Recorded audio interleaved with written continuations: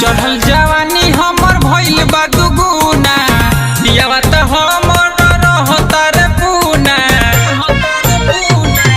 चढ़ल जवानी हमर भइल बा दुगुना, दियावा त हमर रहता रे पूना। हमरो जवानिया ढकेला, गौना कर के पिया गइले परदेस, परदेस में माजा लुटेला। सवतिनिए के संगे सुतेला।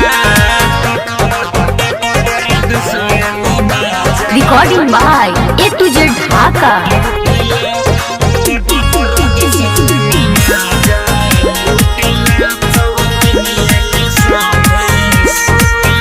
मन करे हमहु नहीं हरवे चल जईती, कबो न लौट के ससुरो घरे आईती।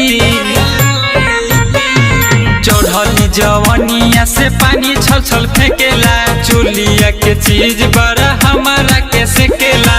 देवर मुदैया नहीं देखेला, गौना कर के पिया गइले परदेस, परदेस में माजा लुटेला। सवतिनिए के संगे सुतेला।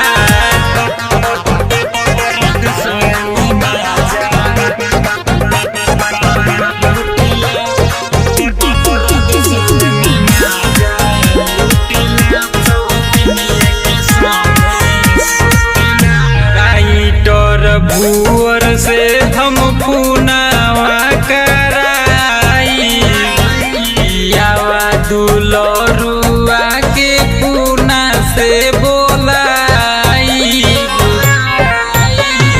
राम बाबू पियावा के ओली जी रोकेला, नहीं आवे पियावा दर्द बड़ा होखेला। नैहर के यार याद आवेला, गौना कर के पिया गइले परदेस, परदेस में माजा लुटेला। सवतिनिए के संगे सुतेला। Recording by A to Z Dhaka.